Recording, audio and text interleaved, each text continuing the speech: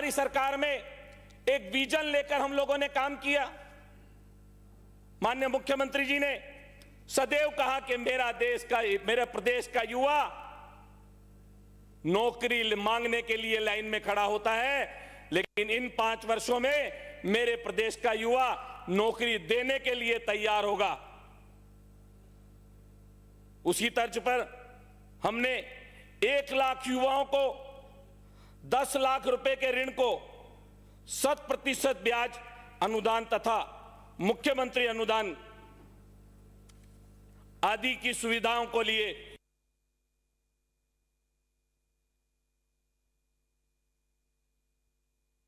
1000 करोड़ का प्रावधान रखा।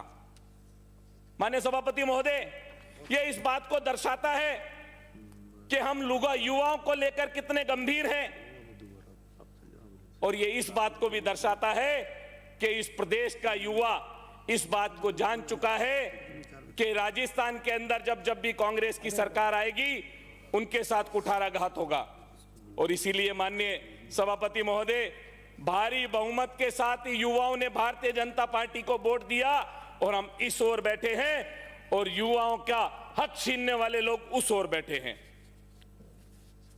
माननीय सभापति महोदय, मैं तो इतना आपसे निवेदन करना चाहूंगा, जब भी हमारे देश के प्रधानमंत्री बात करते हैं तो वो कहते हैं जिस देश का इंफ्रास्ट्रक्चर मजबूत होगा उस देश में विकास आएगा, जिस प्रदेश का इंफ्रास्ट्रक्चर मजबूत होगा उस प्रदेश में विकास आएगा, उसमें इंडस्ट्री आएगी, उसमें रोजगार आएगा। और सदैव हम लोग इंफ्रास्ट्रक्चर को मजबूत करने के लिए काम करने वाली सरकार बनाते हैं भारतीय जनता पार्टी की सरकार। और माननीय, मैं तो ये आपको कहना चाहूंगा, इनकी सरकार बनती है, घोषणाएं करने का काम करते हैं, हमने इतने जिले बना दिए, हमने ये कर दिया, हमने ये कर दिया, लेकिन माननीय सभापति महोदय, उन जिलों के अंदर कलेक्टर एसपी के लिए बैठने का कार्यालय तक नहीं दिया इन लोगों ने। इस बजट में हमने प्रावधान रखा और मिनी सचिवालय की घोषणा की नए जिलों में। हम बिल्डिंग का पैसा देंगे उन अधिकारियों को जो अधिकारी जिला बनने के बाद बैठने के लिए भी तरस रहे हैं। कभी हमें अच्छा स्थान बैठने को मिले तो लाइन ऑर्डर को ठीक करने की कोशिश करें, प्रशासनिक सिस्टम को चलाने की कोशिश करें, जनता की सेवा करें, लेकिन बेचारों के पास बैठने का स्थान भी नहीं है। और सीएससी पीएससी की घोषणा इन लोगों ने की। माननीय सभापति महोदय, अभी तो 4 ही मिनट हुए हैं और मैं सभापति महोदय ये निवेदन करना चाहता हूं, सार्वजनिक निर्माण विभाग में भी हम लोगों ने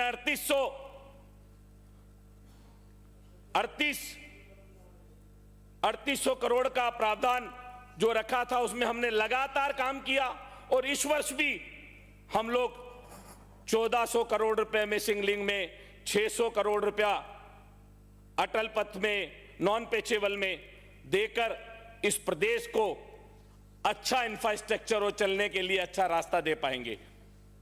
सभापति महोदय, मैं तो इतना निवेदन करूंगा, मेरे विधानसभा क्षेत्र में भी इस बार अधिक बारिश के कारण हमने जो डिमांड की थी 200 करोड़ के रोडों की, उसमें से कुछ तो पूरी हुई और मुझे पूर्ण उम्मीद है कि आने वाले समय में वो भी बाकी बची हुई मांग भी हमारी पूर्ण होगी। सभापति महोदय, मैं तो आपसे इतना कहना चाहूंगा कि हम किसानों की बात करते हैं तो किसानों को बिजली देने की बात भी माननीय मुख्यमंत्री जी ने कही थी कि 2027 में हम लोग किसानों को दिन में कृषि बिजली देने का काम करेंगे। और आप देखेंगे कि 27 आया ही नहीं, हमने 28-26 में ही किसानों को बिजली देने का काम किया। और आज किसान बहुत प्रसन्न है, बहुत खुश है कि ये भारतीय जनता पार्टी की भजन लाल सरकार है जिन्होंने हमें रात में बिजली देने की बजाय दिन में देने का काम किया। सभापति महोदय, मैं तो इतना आपसे निवेदन करना चाहूंगा कि हमारी सरकार जहां पर रोडों के लिए काम कर रही है, वहीं जल जीवन मिशन में लोगों को घर में नल देकर पानी पिलाने का काम भी हम लोग कर रहे हैं। केंद्र सरकार की इस योजना का पिछली सरकार ने दुरुपयोग किया और उसके परिणाम स्वरूप पिछली सरकार के मंत्री काफी समय तक जेल में भी रहे। और अब भी मैं ये कहना चाहूंगा कि इस योजना में लगातार जहां भी शिकायतें आती हैं माननीय मंत्री महोदय के माध्यम से उनकी जांच होती है। मेरे क्षेत्र में भी एक बड़ी इस तरह का पिछली सरकार का घोटाला था, माननीय मंत्री जी ने उनकी जांच कराकर सभी को 16 की चार्जशीट दी है और मैं उम्मीद करूंगा माननीय मंत्री जी से कि उनके खिलाफ उस जांच में सख्त कार्रवाई भी होनी चाहिए। सभापति महोदय, सिंचाई पर भी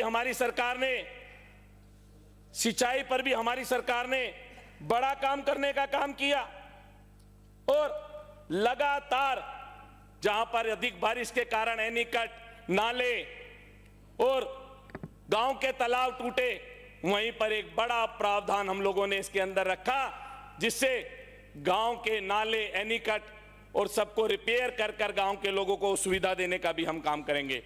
माननीय सभापति महोदय, मैं तो इतना आप लोगों से आपसे निवेदन करना चाहूंगा कि एनीकट्स की जब बात आती है तो मेरे यहां पर भी एक कोसरा, भगवतगढ़, अजीतपुरा कुछ एनीकट बारिश में टूटे थे, उनकी घोषणा भी हुई और जल्द ही उन पर काम भी प्रारंभ होगा और जो बची है मुझे पूर्ण उम्मीद है कि वो काम भी जल्दी ही चालू हो जाएगा। आने वाले सप्लीमेंट्री में, रिप्लाई में माननीय मुख्यमंत्री जी के माध्यम से वो दिया जाएगा। इसी तरह हमने चिकित्सा में भी अच्छा काम करने का प्रयास किया। लगातार 2 साल में जहां पर पिछली सरकार ने खाली CSC, PSC को उन्मूलित करने का काम किया था, हम लोगों ने वहां पर बिल्डिंग बनाने का काम भी किया, हम लोगों ने वहां पर डॉक्टर लगाने का काम भी किया, हम लोगों ने वहां पर कंपाउंडर लगाने का काम किया और लगातार हम लोग नर को नारायण मानकर उस सेवा के कार्य में लगे हुए हैं। माननीय सभापति महोदय, मैं तो आपसे इतना ही कहना चाहूंगा कि जब भी भारतीय जनता पार्टी की सरकार आती है, हम लोग जनता की सेवा करने का काम करते हैं और ये लोग बातें करने का काम करते हैं। सभापति महोदय, विपक्ष से हर बार आवाज आती है कि बजट तो घोषणा हुई लेकिन काम नहीं हुए। मैं बड़े दावे के साथ सभापति महोदय कहना चाहता हूं कि मेरी विधानसभा में लगभग 150 कामों की घोषणा हुई थी और सभी कामों का या तो शिलान्यास हो गया या उद्घाटन हो चुका है। ये हमारे मुख्यमंत्री जी की विशेषता है कि जो कहेंगे वो करेंगे और करके दिखाएंगे। हमने करके दिखाया। माननीय सभापति महोदय, आपने मुझे बोलने का मौका दिया, उसके लिए बहुत बहुत धन्यवाद। श्री समरजीत सिंह जी। सभापति महोदय, बजट 2026-27 पे आपने बोलने का अवसर दिया, इसके लिए आभारी हूं। इस बजट जो बहुत लंबा 3 घंटे का लगभग पढ़ा गया, हाँ भारी किताब तो भारी है, पन्ने भी बहुत हैं और उन पन्नों के बीच में वित्त मंत्री जी जब पढ़ रही थी कई घोषणाओं के लिए, वो पन्ने पलट के बता रही थी कि मैंने इतने सारे पन्ने पलटने पड़ रहे हैं। पर जब हमने इस बजट के पन्ने पलटे तो कुछ नहीं मिला। डल है, डायरेक्शन लेस है और मिसलीडिंग है, हवा हवाई। विजन 2047 की बातें की जाती है, आजकल बहुत ये चल रहा है। 47 में अभी 21 वर्ष पड़े हैं और शायद आप लोगों ने पूरी ताकत 47 के लिए लगा रखी। मैं तुलसीदास जी ने कहा है, सकल पदार्थ है बजट माही, भाग्यहीन नर पावत नहीं। मेरा कहने का आपकी संस्कृत सचेतक महोदय,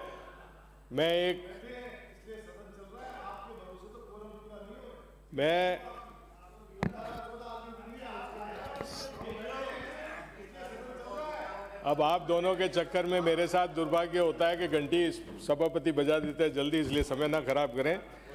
मैं तो आपको आपकी जो ये गुड फील है, इंडिया शाइनिंग है, ये जो 2047 की आप बातें करते हो ना, जब मुझे आपका वो इंडिया शाइनिंग वाले ज़माने याद आ जाते हैं, फील गुड वाले ज़माने याद आ जाते हैं।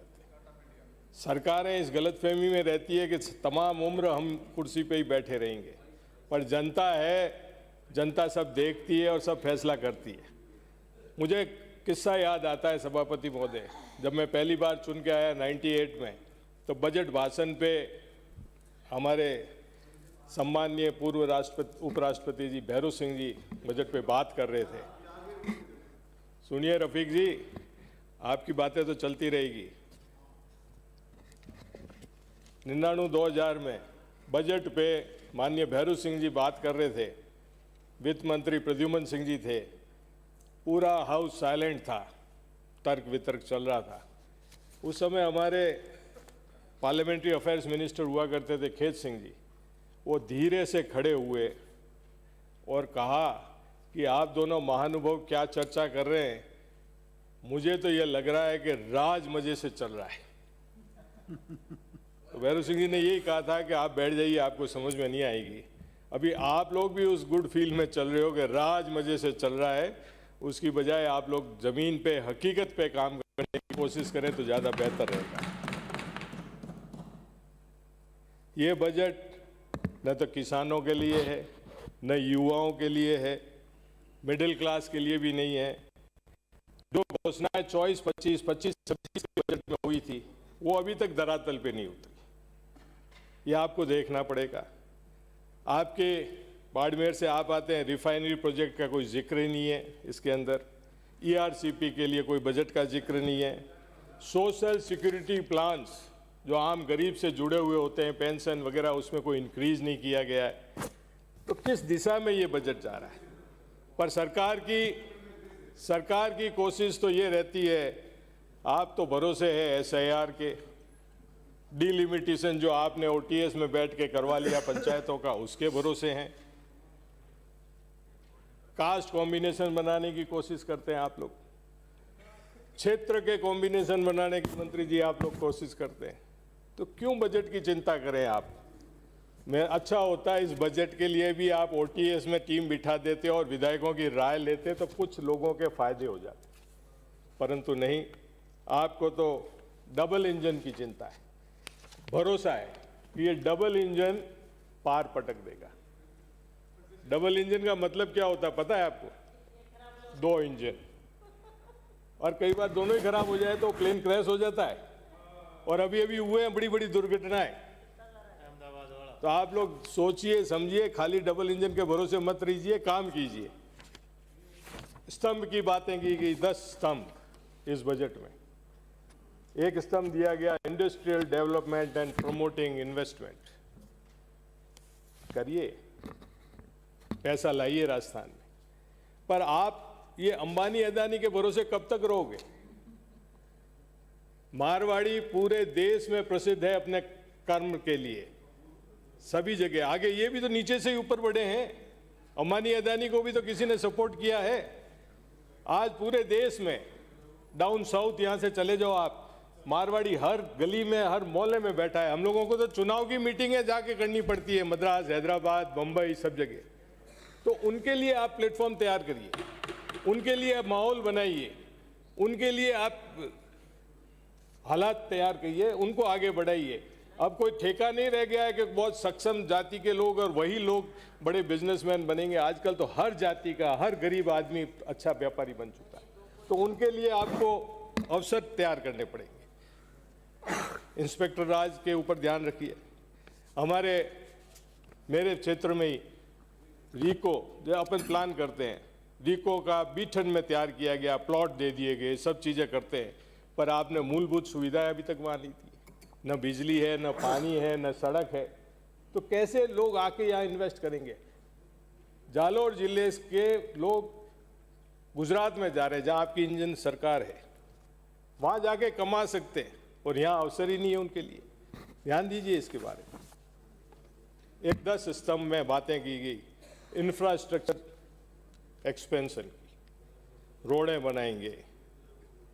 अरे जयपुर के हालात आप देखिए, मैं तो 10 साल बाद, 15 साल बाद इस विधानसभा में आया हूँ, जयपुर रहने आया हूँ। हालात खराब है, रहने लायक नहीं है जयपुर। ट्रैफिक में निकल जाओ,